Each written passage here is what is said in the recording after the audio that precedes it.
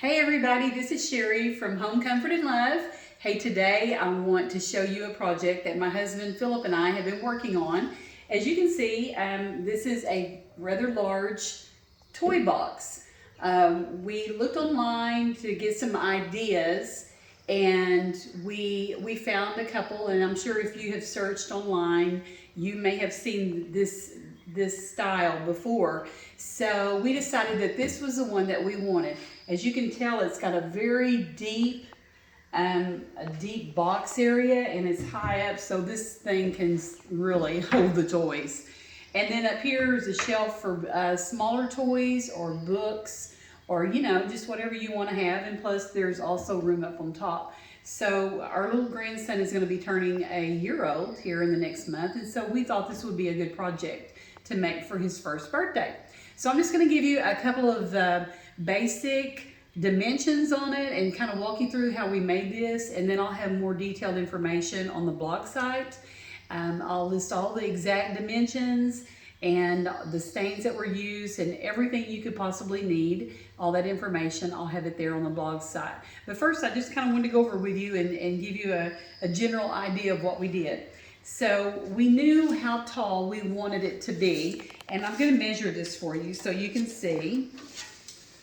And this measures 45 inches from the top. So it's, you could of course adjust this to the height, the size that you need in your child's room or wherever you're wanting to put this. So it's easily adjustable. This was the size that we wanted. And we also were trying to think ahead. When he outgrows this and he becomes a teenager, he's into football, baseball, soccer, whatever sports that he may be in, this is also a perfect storage unit that you can put, either leave it in his room or leave it in the garage, and put football helmets, baseballs, bats, and all of that sports equipment that goes along with boys. And so we thought this would grow with him well into his teenage years. So anyway, so you see how tall it was. What did I say? 45 inches, Philip, right? Okay, let's look and see how wide it is.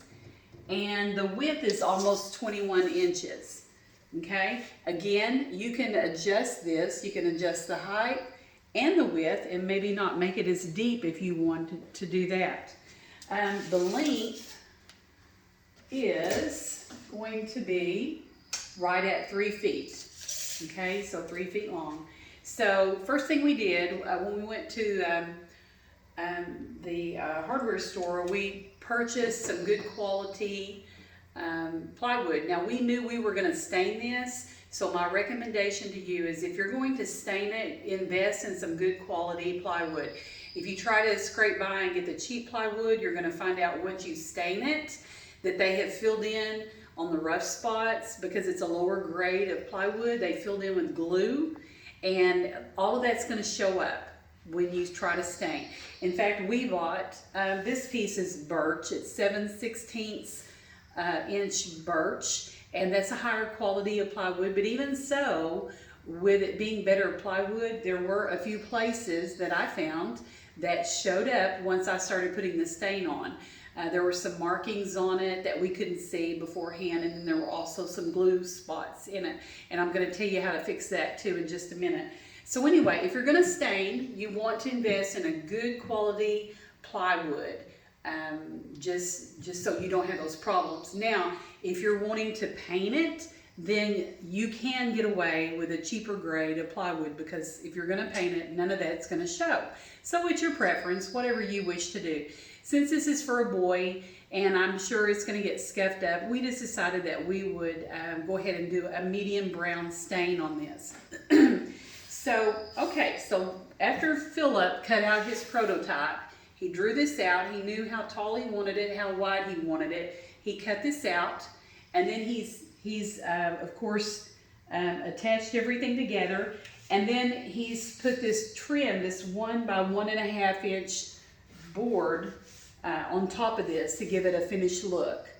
Okay, and you can see that is all around the top and then down on the sides. And then to give it kind of a country barn look, because our grandson, his family does live in the country, and so we wanted it to kind of give it just a little bit of a rustic look.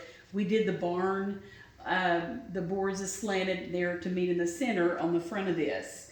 So anyway, and what I did want to mention to you, well, first let me go on and tell you what I did.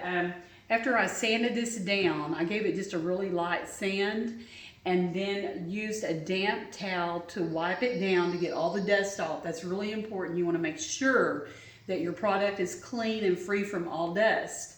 If not, once you stain, it's going to have a gritty feeling and it's going to affect your total outcome on that. Also painting. If you paint and you have that dust in there, it's going to feel a little gritty. So you want to make sure you get all that dust off and just wipe it down. So the next step on this was staining. And I just got an old rag and I used the Minwax, I believe, let me see, I've got it here. Hang on just a second. And you can see my can is well used.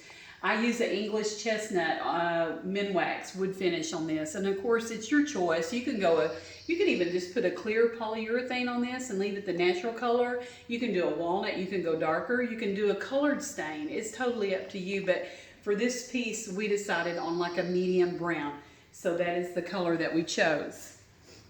So once I stained it, that's when some of the imperfections came out, and I'm going to point those out to you. So in this piece, in the very back, we had a little strip right in here that had white that did not take the stain, and I knew that was glue.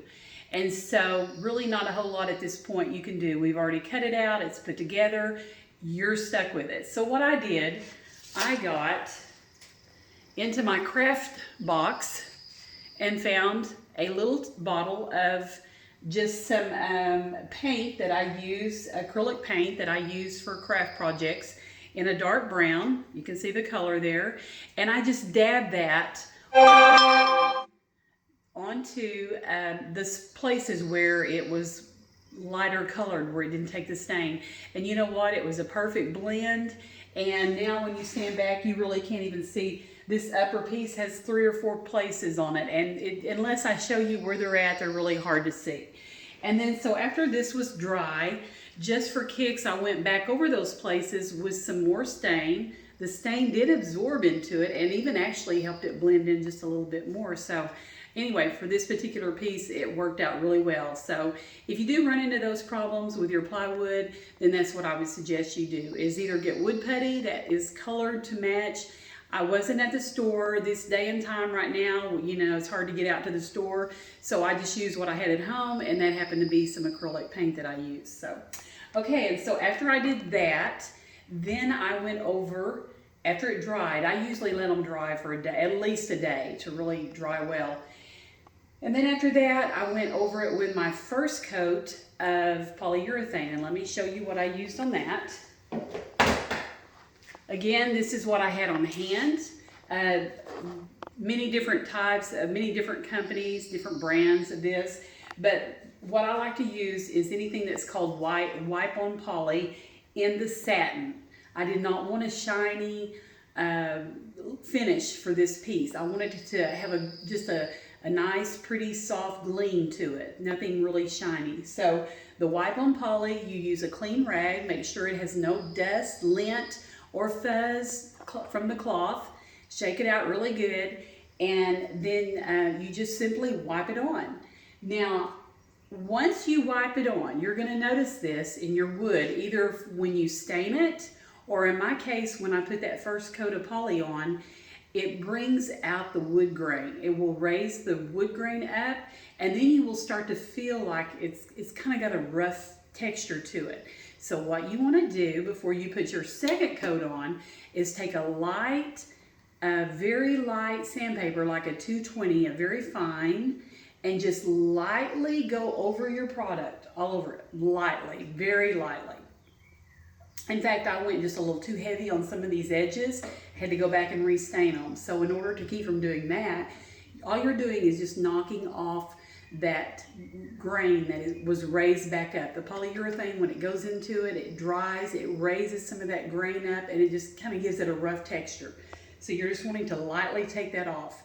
So I did that, and then again, I went back with my damp towel, my clean, damp, slightly damp towel and wiped it all off, wiped all the dust off. If it's damp, it will hold on to that dust and collect it. So you want to wipe that all off.